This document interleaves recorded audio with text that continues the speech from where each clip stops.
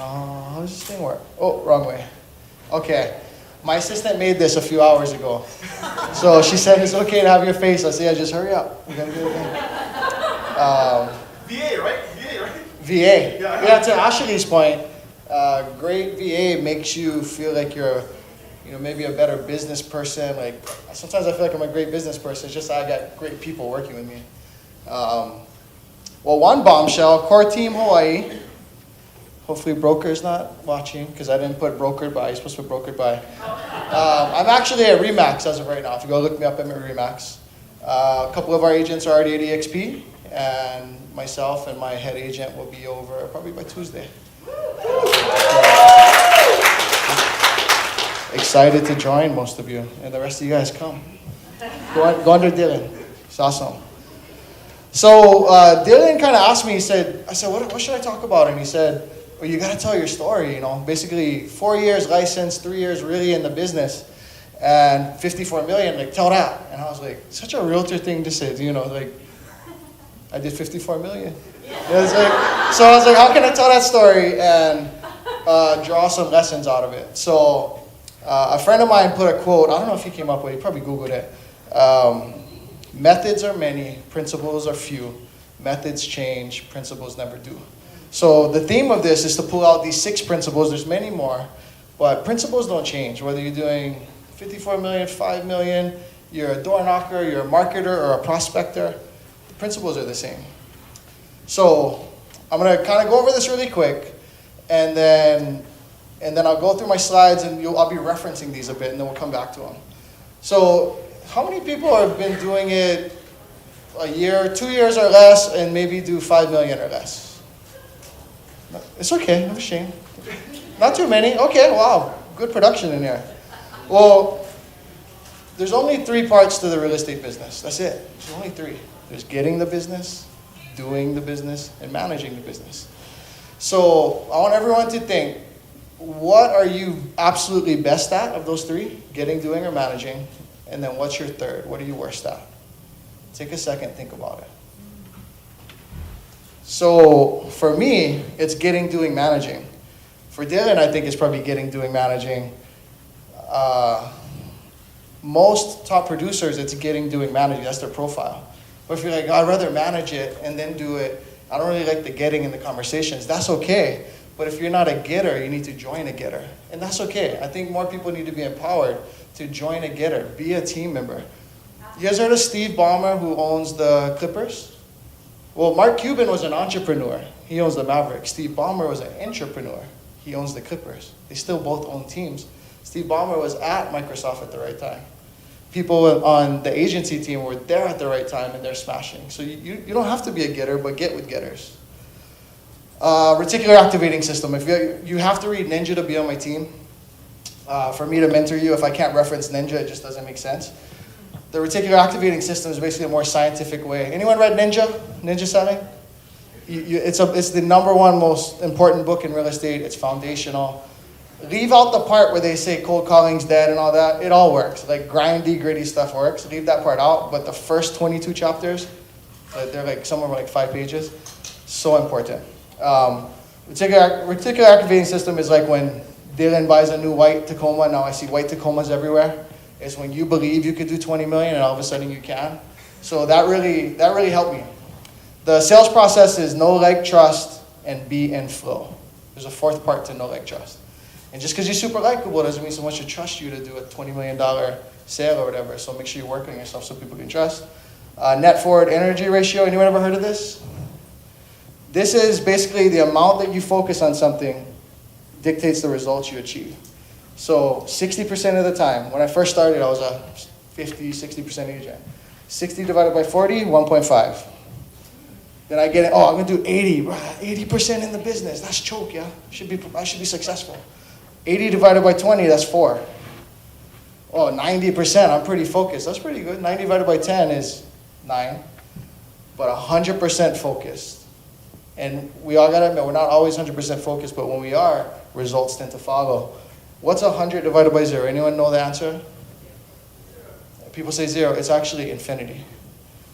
When you're 100% focused on something, the possibilities are infinite. And I didn't like all this Oprah, everybody gets a car stuff, until I read Ninja Selling. He put it more kind of, scientific and not so woo-woo. And I was like, oh, it makes sense. And so I started doing my daily affirmations, and I put, I am a $250,000 producer.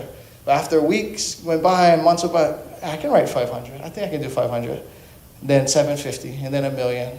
And so I didn't believe it at first, so I didn't write it. Because as Dylan said, like, I'm an authentic guy. What he's trying to say is I'm a super strong personality, and I'm really principled, and if I think you're lying, I can tell you. And I wouldn't lie to myself. So I couldn't write 500 before I believed it. But then when I believed it, I smashed it, and I think that's important. Ninja Selling has all of that's in there. The sales funnel. You can market, or you can prospect, or you can do both.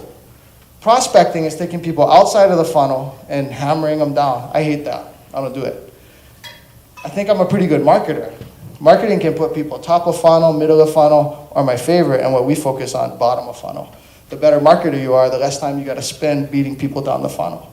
The better marketer you are, and the more you give people these kind of leads, like Dylan's YouTube leads, maybe the better splits you can retain as a team leader, because your agent's not having to do all this. They're catching fish with a hook on top already. So that's the sales funnel. And then who, not how. The biggest gains I've made in my business is when I've added amazing people. I should spend more time doing that.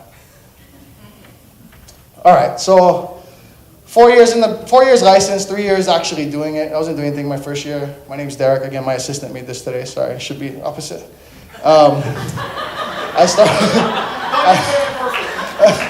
I started leverage. We teach you guys about leverage. No, I started at a mom and pop brokerage. Literally, my stepmom. There's a realtor code of ethics, so I cannot say nothing bad.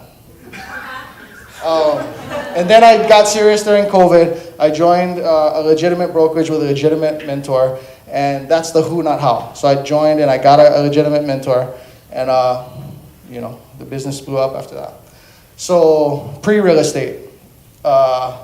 They tried to kick me out of high school. I went to a really bad school in Hawaii. I wasn't selling drugs and doing all the stuff that other people were doing, but I just wouldn't listen. And so they were like, get this kid out of here. And then this one military wife teacher, she stood up for me, kept me from getting kicked out. My parents still tell me to this day, if she wasn't there, you're kicked out of high school. So society, the W-2 route, taught me I was a failure. I thought I might even be homeless at one point. Because I couldn't focus. I worked at Home Depot. I hate it. Worked over here. I hate it. I hate everything about it. And then joined the Coast Guard. Officer. Okahashi, do this. Fuck you.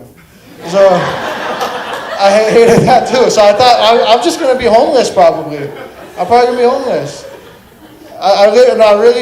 Before I got into real estate and I realized that, everyone's been calling me a business person. And I realized, maybe I am. I had all kind of limiting beliefs. I thought I might not make it. So my friend was in Afghanistan on this thing where with contract, they pay him. He's not Marine anymore, but they pay him to go over there and fight. And we did a FaceTime. And he's like, hey, you should listen to this thing called Bigger Pockets. He was in a tent, and I was like, what's Bigger Pockets? And anyone ever heard of it? Yeah, most everyone. So I was like, okay, I'm gonna be an investor. I got $10,000. I can grow them. Well, that didn't happen like that. But I learned a ton trying to, and when I became an agent, it made me a lot more knowledgeable. Bigger Pockets, Real Estate Rock Stars, anything investing in business I listened to, I consumed obsessively. Books, Rich Dad, Poor Dad, Be Obsessed or Be Average, Ninja, Millionaire Real Estate Agent, and Who Not How. Those are the 5 most important books for my growth. So from failure to, I moved home in 2019. I get licensed right away. I sold one house for $500,000. That mother-in-law of mine, she did it all, didn't teach me anything. And then I worked a job. My net forward energy ratio was messed up. I wasn't 80 or 90 or 100% in. I was 30, 40, having 0 results, go figure.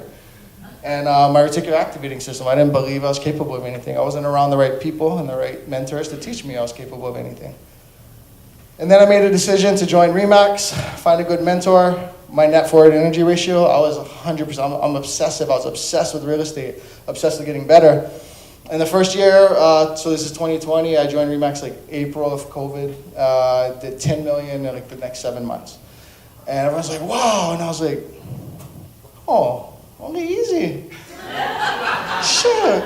And then I was like, oh, maybe I can go from that 100 to 200, you know? And I started to believe it, and I started to get better. Results followed, I believed it. My whole strategy in joining a team or joining a brokerage or finding a mentor was get really busy, say yes to everything. They used to buy Zillow leads, say yes, I wouldn't say no to anything. They'll go on FISBO appointments, get yelled at. Just be really busy and post everything on social media and talk to people about real estate. Actually be in real estate so I could talk about it legitimately and believe myself. And I started to sell houses. Next year, big 10 million in 7 months. Whoa, yeah. January, this girl had joined Remax, the mentor under me. And she's like, can I go on appointments? I was like, I don't have any. What about leads? I don't have any leads. I have nothing. I'm at home trying not to like scroll social media. Justice. And so that's what I'm at home trying to do. And so I kept talking, kept posting, not really having anything, but I decided I'm going to do this YouTube thing. I had prior businesses where I really loved marketing. Between marketing and prospecting, I hate prospecting. I love marketing. So I decided I'm going to do this YouTube thing. Wasn't as big back then. My mentor didn't believe. He's like, oh, yeah, that's cool. I don't know if it would work, but that's cool. I was like, okay, watch. So posted my first video in February. For the first call in July. Was really nothing. But we had our first escrow in October. So Q4 2021. After the year started, I thought I might fail out of real estate. I was wondering if I shouldn't have let my X-ray license expire. I was getting really insecure. Thought I might fail, but I redefined some things. I defined marketing versus prospecting. I said I'm going to be the best marketer, and I'm going to forget about prospecting. And in that quarter, we did 250,000, just in the fourth quarter of that year. Not all of it was YouTube, but momentum. Some of the biggest gains was who the media partner, my buyer's agent who came into my life. When I was ready, the mentee appeared, and she's family now. I'll kill for her. I redefined the sales funnel, marketing versus prospecting. I said, I'm not a prospector. I'm not going to do it. I don't like it. I don't spend my life that way. And I decided, I know they say leads, listing, leverage. Gary Keller said it, right? I don't care what Gary Keller said. I think leads suck. So I try to create clients, I don't want to chase leads. People come into our life now, they're clients. Like, hey, how do I get pre-approved? How do we go? So then last year, that year we did 24 million. Half of that came in the fourth quarter. Last year, scale. I was talking with Ashley Wasson about this. We're both, I think, self-appointed squirrel brains, and we're obviously producers. We do a lot of business, but scaling is a different skill. Producing and scaling are not the same skill, so be careful and be honest with yourself. You start doing a little business, now I gotta go do all this leverage, and now you have this kind of margins, same amount of production, because you went off trying to be a better scaler than you really are. I'm not the best scaler, but I have some amazing people in my life. Avoid strategic overreach. The broker I'm with right now, amazing guy, also has some big mistakes, and I think the biggest thing is he's always trying to do too much with what he has. We did 54 million. Honestly, I think we probably could have done 70 if I had another 70, 75, had another one or two of the agents that I have. I just haven't found those amazing people, so I keep what we have. And I know, this is probably not Dylan's mindset. He's like, bro, figure them out, go bigger. But I'm just trying to be honest with who I am. I don't like leading and managing. The people like to Shireen's point, they're going to do what they're going to do. The amount of effect my leadership and management will have is small margins. And so I keep a few amazing people, and I'll go as fast as the people in my life allow me. I've had a lot of failures with hires. Last year, wasted about 15 to 20,000 on a guy I thought had potential. He does have potential. He's just kind of an idiot. I shouldn't have hired him. He spent my money and then never even followed through anyways. And then another person. Not total failure because you learn. You pay for the education. You cannot want more for someone than they want it further, so you can't do the work for them. They can't be upset. If they could be a great person. They could be the next Ashley or Dylan or whatever.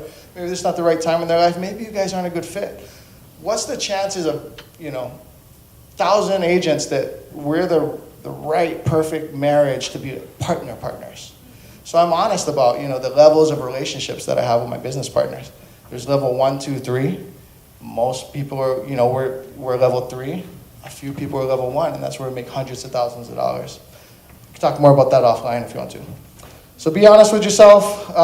Anyone read Traction or Rocket Fuel? Those are books that should be up there, but they're kind of the next level for scaling, so I didn't put them. Define your core values, and I thought this is like corporate mumbo jumbo, but when you really have your core values straight, you can hire and fire to them, and you can also scale to them. So I can make decisions for opportunities such as EXP, and make sure that we align, core value-wise. Once I understood that, it really made things easy for me, made decision-making easy, and then grow for it. And someone said something earlier that was to this effect, but a couple of things. Work ethic and entitlement, they have an inverse relationship. You ever see an entitled person that's a really hard worker, like Dylan? It doesn't exist.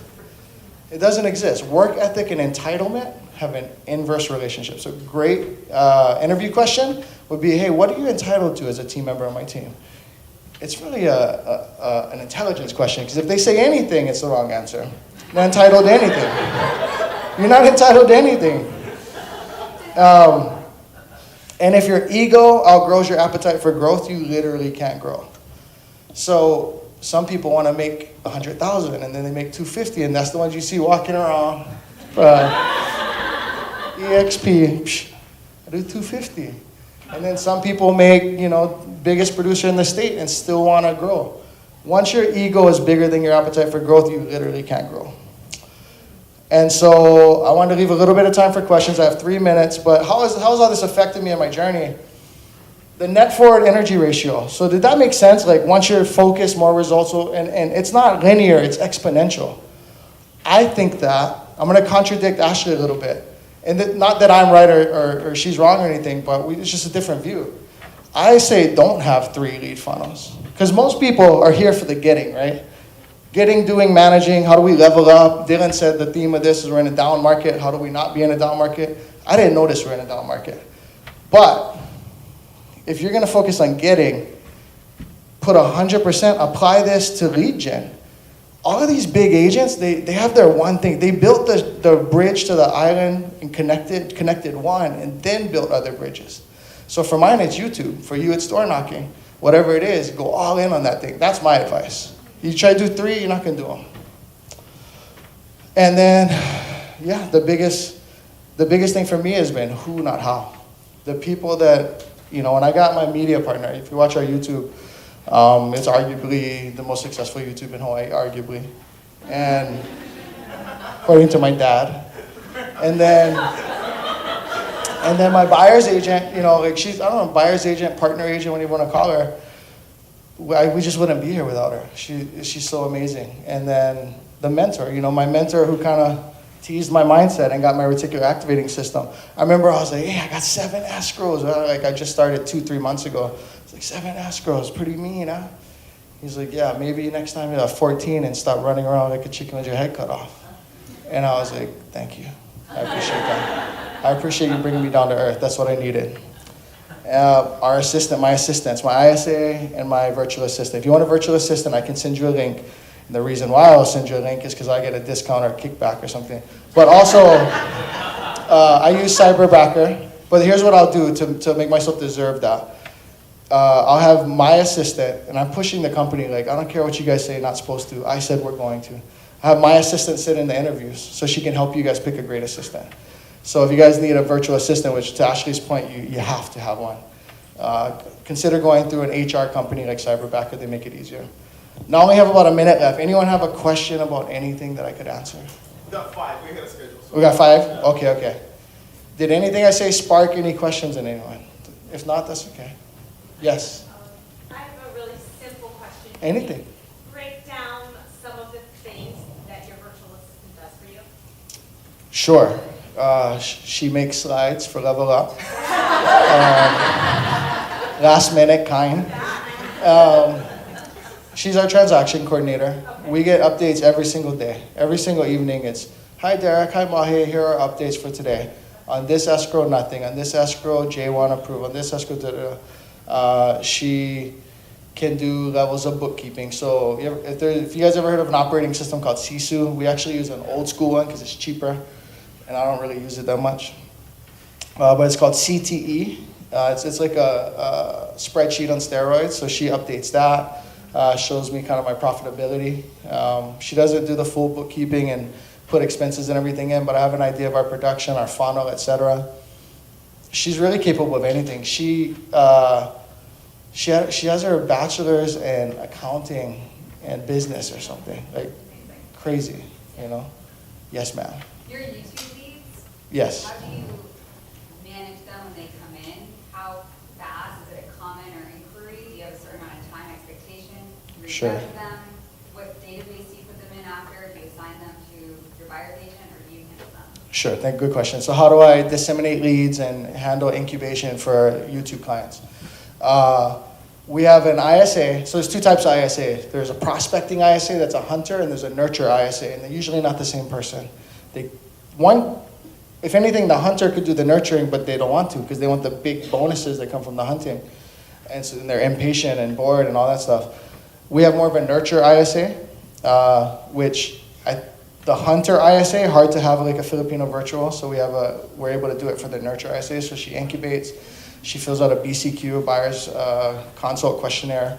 She'll either fill it out with them or send it to them, they fill it out. That pops up. There's like, one thing I did get good thing I got out of that one guy, he hooked up like, the buyer's consult questionnaire has a Zapier thing where it goes into Slack and we know that it happened. It's not for me and you to figure out. For other people to do. And then if they're within 6 months, we schedule a consult immediately. If they're within 6 to 12, we schedule one soon. If they're 12 months or greater, we call them when we can. Now, some people are like, crazy. If someone was 13 months and they're like, buy $1 million, I would call them right now. Well, we've created a good problem. We don't have time. Once I get more agents that I feel I can lead and have an impact on, we will. And then my agents typically do the consults. I step in sometimes to see how they're doing. And how I disseminate them, it's not the best system, to be honest. That's another thing. I don't have it all put together, you know. Sometimes my wife is jealous of my business. We're taking a break here. Like, I'm glad Dylan invited me to this. He's like, Derek, we need some more testosterone on stage. Come.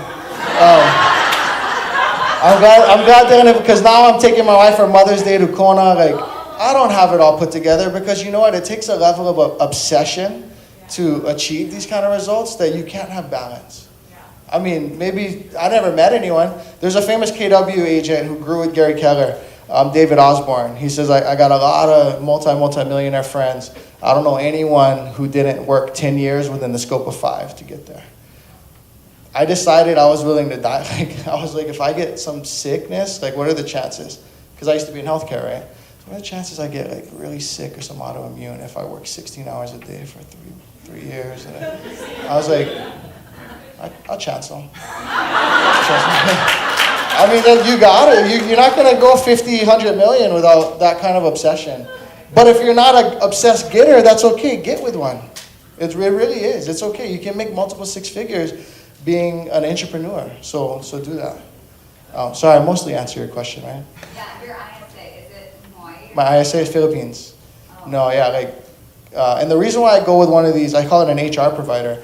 The reason why I go with Cyberbacker, I've failed with multiple, or failures, I mean, should that even be a word for us, right? Life coach, that shouldn't say failure. I experimented and I learned with multiple. And you can get like $3, $4, $5 an hour ISAs. If I were going to go that route, I would go to Sphere Rocket, but there's also a recruitment fee of thousands of dollars. And then eventually it'll make sense if you're paying $5 an hour. I pay like $7 something an hour, so it's like $15,000 a year for my admin. For my ISA, it's like $20,000 or $21,000 a year, and really the differentiator is she's supposed to create business. She kind of does, but I feel like I'm paying for better English, really. And she can talk to our clients and have pretty good English, and that's what it is. But yeah, you got to be pretty obsessed. And I'm kind of vulgar and abrasive, right? So be you. Too much in real estate, people like the girl who's on my team. Please don't. Never mind. If you guys go to my YouTube, you can see this girl with tattoos and piercings and short hair, and a couple of people have seen it, so they came up to me. And when with the Remax brokerage and the culture that we're leaving, they were like, "Hey, you gotta cover that up. Take the piercings out." Da, da, da. I was like, "No, be you. Be you 100%." But what you needs to be, know, like, trust. So my friend came to me, most charismatic guy. He's the manager at Roy's Ko'olina on Oahu. He's my media guy's brother. He's the most likable, magnetizing guy that you'll meet. And he's like, "D, I'm thinking about getting into real estate. You had quick success. I want to learn from you." Every other realtor's like, "Bro, you should do it. You should join my team." He would be successful to some degree, but what I told him is, it's no like trust, bro. Everyone's going to know you and like you, but why should they trust you to do real estate with you? And he's like, "Oh, you're the only one telling me no." And I was like, "I didn't tell you no." I said, "Do you want to learn that on a USDA mortgage, there's a rental verification. If the loan officer didn't do it at the beginning with the pre-approval, you might get to week 6 and then fall out of that USDA, situation. Do you want to learn about self-directed IRAs and leveraging your 401k to go buy? Do you want to know these things? Do you want to be an expert?" Core Team Hawaii stands for Craft of Real Estate. CORE, Craft of Real Estate. Do you want to be in this craft? And he was like, "Nah, not really." And I was like, "Okay, well, you probably, make some. You'll probably make some money, but you're not going to make this kind of money unless you want to do that." And he was like, "Yeah, my restaurant job's pretty good." And so he's still working at Roy's, and that's fine. So I'm saying, what you're asking me is you want to be in business. So whether it's real estate business, insurance business, you're great at food. In the restaurant business, the principles are the same. Principles don't change, right? And he was like, "Nah, yeah, I'm good." And then, in flow. So what YouTube does a great job of, we're in flow with people. So what these lead sources do is they try and take people from out of the funnel, move them to top of funnel. You have conversations, get them done. I freaking hate it. What YouTube does, they sit at home in the comfort of their home, and they're like, "Wow, this guy, he's not like a normal realtor. He'll say anything." And then they watch us, get value, and then you got to be in flow when the need happens. They might like Dylan more than Ashley, or Ashley more than Dylan. But if the other one's there and in flow when the need occurs, they're going to set that hook, right? YouTube does a great job. We have thousands and thousands of watch hours, so we're in flow. The need happens, they call us, and then that incubation thing happens. We just got to make sure we talk to them. We don't have to chase leads and move them down funnel. We just got to start helping them. One more question? I was born in Florida, moved to Oahu mid-childhood. But yeah, I live in Oahu now.